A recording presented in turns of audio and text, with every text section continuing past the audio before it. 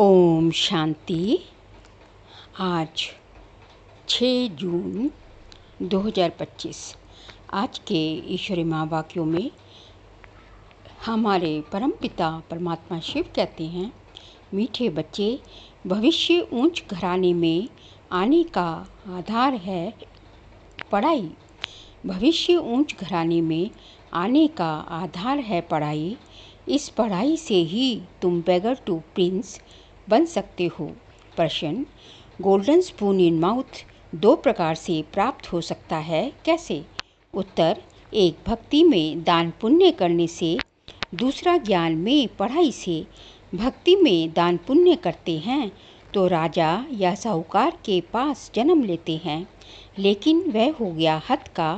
तुम ज्ञान में पढ़ाई से गोल्डन स्पून इन माउथ पाते हो। ये है बेहद की बात। भक्ति में पढ़ाई से राजाई नहीं मिलती। यहाँ जो जितना अच्छी रीति पढ़ते हैं उतना ऊंच पद पाते हैं। ओम शांति। मीठे मीठे सिखिलदे बच्चों को रूहानी बाप बैठ समझाते हैं। इनको कहा जाता है रूहानी ज्ञान। बाप आकर भारतवासी बच्चों को समझाते हैं, अपने को आत्मा समझो और बाप को याद करो। ये बाप ने खास फरमान किया है तो वह मानना चाहिए ना। ऊंच ते ऊंच बाप की श्रीमत मशहूर है। ये भी तुम बच्चों को ज्ञान है कि सिर्फ शिव बाबा को ही श्री श्री कह सकते हैं, वही श्री श्री बनाते हैं। श्री माना श्रेष्ठ। तुम बच्चों को अभी पता पड़ा है कि इन्हों को बाप ने ऐसा बनाया। हम अभी नई दुनिया के लिए पढ़ रहे हैं। नई दुनिया का नाम ही है स्वर्ग, अमरपुरी। महिमा के लिए नाम बहुत हैं। कहते भी हैं स्वर्ग और नर्क। फलाना स्वर्गवासी हुआ तो गोया नर्कवासी थे ना, परंतु मनुष्यों में इतनी समझ नहीं। स्वर्ग, नर्क, नई दुनिया, पुरानी दुनिया किसको कहा जाता है, कुछ भी जानते नहीं। बाहर का भपका कितना है। तुम बच्चों में भी थोड़े हैं जो समझते हैं। बरोबर हमको बाप पढ़ाते हैं। हम ये लक्ष्मी नारायण बनने के लिए आए हैं। हम बेगर टू प्रिंस बनेंगे। पहले पहले हम जाकर राजकुमार बनेंगे। ये पढ़ाई है। जैसे इंजीनियरिंग, बैरिस्ट्री आदि पढ़ते हैं तो बुद्धि में रहता है कि हम घर बनाएंगे, फिर ये करेंगे। हर एक को अपना कर्तव्य स्मृति में आता है। तुम बच्चों को जाकर बड़े ऊंच घर में जन्म लेना है। इस पढ़ाई से जो जितना ज़्यादा पढ़ेगा उतना बहुत ऊंच घर में जन्म लेगा। राजा के घर में जन्म ले, फिर राजाई चलानी है। गाया भी जाता है गोल्डन स्पून इन माउथ। एक तो ज्ञान द्वारा ये गोल्डन स्पून इन माउथ मिल सकता है, दूसरा अगर दान पुण्य अच्छी रीति करें तो भी राजा के पास जन्म मिलेगा। वह हो गया हद का, ये है बेहद का। हर एक बात अच्छी रीति समझो। कुछ भी समझ में ना आए तो पूछ सकते हो। नोट करो, ये बातें बाबा से पूछनी है। मुख्य है ही बाप की याद की बात। बाकी कोई संशय आदि है तो उसको ठीक कर देंगे। ये भी बच्चे जानते हैं, जितना भक्ति मार्ग में दान पुण्य करते हैं तो साहूकार के पास जन्म लेते हैं। जो कोई बुरा कर्म करते हैं तो फिर ऐसा जन्म मिलता है। कोई कोई का तो ऐसा कर्म बंधन है जो बात मत पूछो। ये सब है पास्ट का कर्म बंधन। राजाएं भी कोई कोई ऐसे होते हैं, बड़ा कर्म बंधन कहा होता है। बड़ा कर्म बंधन कड़ा होता है। इन लक्ष्मी नारायण का तो कोई बंधन नहीं, वहाँ है ही योग बल की रचना। जबकि योग बल से हम विश्व की राजाई ले सकते हैं, तो क्या बच्चा पैदा नहीं हो सकता? पहले से ही साक्षात्कार हो जाता है। वहाँ तो ये कॉमन बात है। खुशी से बाजे बजते रहते हैं। बूढ़े से बच्चा बन जाते। महात्मा से भी बच्चे को ज़्यादा मान दिया जाता है, क्योंकि वह महात्मा तो फिर भी सारी लाइफ पास कर बड़ा हुआ है, विकारों को जानते हैं। छोटे बच्चे नहीं जानते, इसलिए महात्मा से भी ऊंच कहा जाता है। वहाँ तो सब महात्माएं हैं। श्री कृष्ण को भी महात्मा कहते हैं। वह है सच्चा महात्मा। सतयुग में ही महान आत्माएं होती हैं, उन जैसे यहाँ कोई हो न सके। तुम बच्चों को अंदर में बहुत खुशी होनी चाहिए। अभी हम नई दुनिया में जन्म लेंगे। ये पुरानी दुनिया ख़त्म होनी है। घर पुराना होता है तो नए घर की खुशी होती है ना। कितने अच्छे अच्छे मार्बल आदि के घर बनाते हैं। जैसे लोगों के पास पैसे बहुत हैं, वह अपने को ऊंच कुल के समझते हैं। वास्तव में यहाँ कोई ऊंच कुल तो है नहीं। ऊंच कुल में शादी के लिए घर ढूंढते हैं। वहाँ कुल आदि की बात नहीं होती। वहाँ तो एक ही देवताओं का कुल होता है, दूसरा ना कोई। इसके लिए तुम संगम पर अभ्यास करते हो कि हम एक बाप के बच्चे सब आत्मा हैं। आत्मा है फर्स्ट, पीछे है शरीर। दुनिया में सब देह अभिमानी है रहते हैं। तुमको अभी देही अभिमानी बनना है। गृहस्थ व्यवहार में रहते अपनी अवस्था को जमाना है। बाबा को कितने बच्चे हैं, कितना बड़ा गृहस्थ है, कितने ख्यालात रहते होंगे। इनको भी मेहनत करनी पड़ती है। मैं कोई सन्यासी नहीं हूँ। बाप ने इनमें प्रवेश किया है। ब्रह्मा विष्णु शंकर का भी चित्र है ना। ब्रह्मा है सबसे ऊंच, तो उनको छोड़ बाप किस में आएंगे। ब्रह्मा कोई नया पैदा नहीं होता। देखते हो ना इनको कैसे अडॉप्ट करता हूँ। तुम कैसे ब्राह्मण बनते हो, इन बातों को तुम ही जानो और न जाने कोई। कहते हैं ये तो जवाहरी था, इनको तुम ब्रह्मा कहते हो। उनको क्या पता इतने ब्राह्मण ब्राह्मणियाँ कैसे पैदा होंगे। एक एक बात में कितना समझाना पड़ता है। ये बहुत घुइये बातें हैं ना। ये ब्रह्मा व्यक्त, वह अव्यक्त। ये पवित्र बन फिर अव्यक्त हो जाते हैं। ये कहते हैं मैं इस समय पवित्र नहीं हूँ, ऐसा पवित्र बन रहा हूँ। प्रजापिता तो यहाँ होना चाहिए ना, नहीं तो कहाँ से आए। बाप खुद समझाते हैं मैं पतित शरीर में आता हूँ, जरूर इनको ही प्रजापिता कहेंगे, सूक्ष्म वतन में नहीं कहेंगे। वहाँ प्रजा क्या करेगी। ये इंडिपेंडेंट पवित्र बन जाते हैं। जैसे ये भी पुरुषार्थ करते हैं, वैसे तुम पुरुषार्थ कर इंडिपेंडेंट पवित्र बन जाते हो।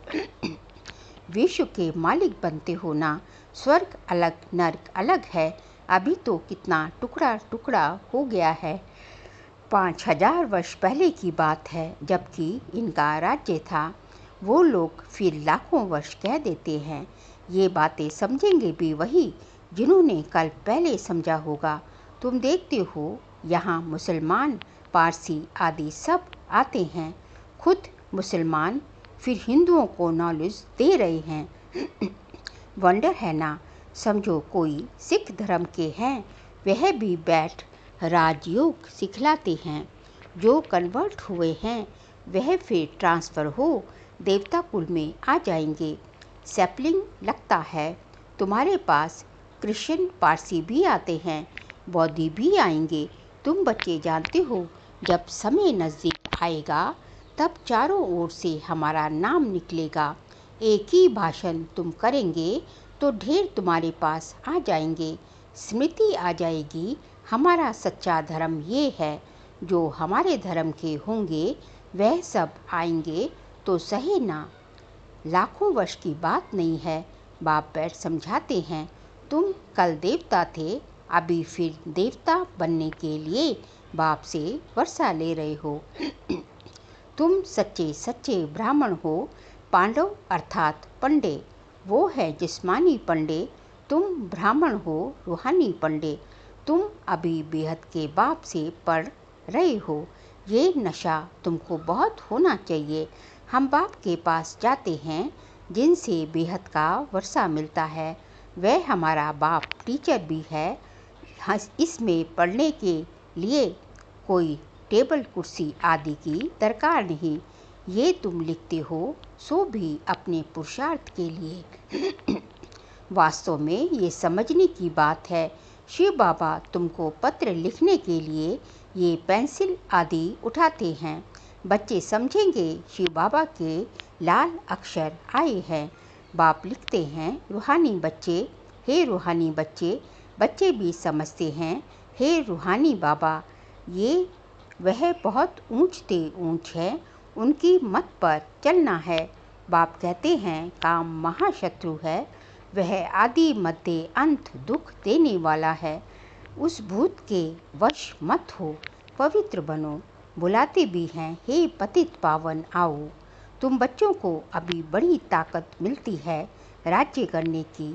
जो कोई जीत पा न सके। तुम कितने सुखी बनते हो तो इस पढ़ाई पर कितना अटेंशन देना चाहिए। हमको बादशाही मिलती है। तुम जानते हो हम क्या से क्या बन रहे हैं। भगवान वाच है ना, मैं तुमको राजयोग सिखलाता हूँ, राजाओं का राजा बनाता हूँ। भगवान किसको कहा जाता है वह भी किसको पता नहीं। आत्मा पुकारती है, ओ बाबा, तो मालूम होना चाहिए ना वह कब और कैसे आएंगे। मनुष्य ही तो ड्रामा के आदि मध्य अंत ड्यूरेशन आदि को जानेंगे ना। जानने से तुम देवता बन जाते हो। ज्ञान से ही सद्गति, ज्ञान है ही सद्गति के लिए। इस समय है कलयुग का अंत, सब दुर्गति में है। सतयुग में होती है सद्गति। अभी तुम जानते हो बाबा आया हुआ है सर्व की सद्गति करने, सबको जगाने आए हैं। कोई कब्र थोड़ी ही है, परंतु घोर अंधियारे में पड़े हैं, उनको जगाने आते हैं। जो बच्चे घोर नींद से जग जाते हैं उनके अंदर बहुत खुशी होती है कि हम शिव बाबा के बच्चे हैं। कोई किस्म का फिक्र नहीं है। बाप हमको विश्व का मालिक बनाते हैं। रोने का नाम नहीं, ये है रोने की दुनिया, वह है हर्षित रहने की दुनिया। उन्हों के चित्र देखो कैसे शोभनीक हंसमुख बनाते हैं, किसके, देवताओं के। वह फीचर्स तो यहाँ निकाल न सके, बुद्धि से समझते हैं। इन जैसे फीचर्स देखने में आते हैं। तो मीठे मीठे बच्चों को अभी स्मृति आई है कि भविष्य में अमरपुरी के हम प्रिंस बनेंगे। इस मृत्युलोक को, इस बम्बोर को आग लगनी है। सिविल वॉर में भी एक दो को मारते कैसे हैं, किसको हम मारते हैं ये भी पता नहीं पड़ता। हाहाकार के बाद जय जयकार होती है। तुम्हारी विजय, बाकी सब विनाश हो जाएंगे। रुद्र की माला में पिरोकर फिर विष्णु की माला में पिरोए जाएंगे। अभी तुम पुरुषार्थ करते हो अपने घर जाने के लिए। भक्ति का कितना फैलाव है। कैसे झाड़ के अनेक पत्ते होते हैं, वैसे भक्ति का फैलाव है। बीज है ज्ञान। बीज कितना छोटा होता है। बीज है बाबा। इस झाड़ की स्थापना, पालना और विनाश कैसे होता है। इस झाड़ की विनाश, पालना और इस झाड़ की स्थापना, पालना और विनाश कैसे होता है ये तुम जानते हो। ये वैरायटी धर्मों का उल्टा झाड़ है। दुनिया में एक भी नहीं जानते। अब बच्चों को बहुत मेहनत करनी है बाप को याद करने की, तो विकर्म विनाश हो। वह गीता सुनाने वाले भी कहते हैं, मन मना भव सब दे के धर्म छोड़, अपने को आत्मा समझ बाप को याद करो। मनुष्य इसका अर्थ थोड़ी ही समझते हैं। वह है ही भक्ति मार्ग, ये है ज्ञान मार्ग। ये राजधानी स्थापन हो रही है। फिक्र की कोई बात नहीं। जिसने थोड़ा सा भी ज्ञान सुना तो प्रजा में आ जाएगी। ज्ञान का विनाश नहीं होता। बाकी जो यथार्थ जान पुरुषार्थ करते हैं वही ऊंच पद पाते हैं। ये बुद्धि में समझ है ना। हम प्रिंस बनने वाले हैं नई दुनिया में। स्टूडेंट इम्तिहान पास करते हैं तो उनको कितनी खुशी होती है। तुमको तो हजार बार से ज़्यादा कर्मेंद्रिय सुख होना तुमको तो 1000 बार जास्ती कर्मेंद्रिय सुख होना चाहिए। हम सारे विश्व के मालिक बनते हैं, कोई भी बात में कभी रूठना नहीं है। ब्राह्मणी से नहीं बनती है, बाप से रूठते हैं। अरे तुम बाप से बुद्धि का योग लगाओ ना, तो प्यार से याद करो बाबा। बस आपको ही याद करते करते हम घर जाएंगे। अच्छा, मीठे मीठे सिकिल दे बच्चों प्रति माता पिता बाप दादा का याद प्यार और गुड मॉर्निंग। रूहानी बाप की रूहानी बच्चों को नमस्ते। हम रूहानी बच्चों की रूहानी बाप दादा को नमस्ते नमस्ते नमस्ते। सार के लिए पॉइंट है, किसी भी बात का फिक्र नहीं करना है, सदा हर्षित रहना है। स्मृति रहे हम शिव बाबा के बच्चे हैं, बाप आए हैं हमें विश्व का मालिक बनाने। सेकंड पॉइंट, अपनी अवस्था को एक रस बनाने के लिए देही अभिमानी बनने का पुरुषार्थ करना है। इस पुराने घर से ममत्व निकाल देना है। आज का बाबा का वरदान है, मनन शक्ति द्वारा बुद्धि को शक्तिशाली बनाने वाले मास्टर सर्वशक्तिवान भव। मनन शक्ति द्वारा बुद्धि को शक्तिशाली बनाने वाले मास्टर सर्वशक्तिवान भव। मनन शक्ति ही दिव्य बुद्धि की खुराक है। जैसे भक्ति में सिमरन करने के अभ्यासी हैं, ऐसे ज्ञान में स्मृति की शक्ति है। इस शक्ति द्वारा मास्टर सर्वशक्तिवान बनो। रोज अमृत वेले अपने एक टाइटल को स्मृति में लाओ और मनन करते रहो। तो मनन शक्ति से बुद्धि शक्तिशाली रहेगी। शक्तिशाली बुद्धि के ऊपर माया का वार हो नहीं सकता, परवश नहीं हो सकते, क्योंकि माया सबसे पहले व्यर्थ संकल्प रूपी वाण द्वारा दिव्य बुद्धि को ही कमजोर बनाती है। इस कमजोरी से बचने का साधन ही है मनन शक्ति। स्लोगन है, आज्ञाकारी बच्चे ही दुआओं के पात्र हैं। दुआओं का प्रभाव दिल को सदा संतुष्ट रखता है। आज्ञाकारी बच्चे ही दुआओं के पात्र हैं। दुआओं का प्रभाव दिल को सदा संतुष्ट रखता है। बाबा कहते हैं, जो बाबा के आज्ञाकारी बच्चे हैं वही जो है दुआओं के पात्र हैं। और जो दुआओं के पात्र बच्चे होते हैं, ये दुआओं का प्रभाव इतना शक्तिशाली होता है कि जो है दिल को हमेशा संतुष्ट रखता है। दुआओं जैसी कोई दवा नहीं। जब दवा नहीं काम करती तो डॉक्टर बोलते हैं अब दुआ ही काम करेगी। फिर जून मास का व्यक्ति इशारे का सब्जेक्ट है, आत्मिक स्थिति में रहने का अभ्यास करो, अंतर्मुखी बनो। आज का पॉइंट है, सदा बेहद की आत्मिक दृष्टि, भाई भाई के संबंध की वृत्ति से किसी भी आत्मा के प्रति शुभ भावना रखने का फल जरूर प्राप्त होता है। इसलिए पुरुषार्थ से थको नहीं, दिल शिकस्त भी नहीं बनो। निश्चय बुद्धि हो, मेरेपन के संबंध से न्यारे हो। शांति और शक्ति का सहयोग आत्माओं को देते रहो। अच्छा, ओम शांति।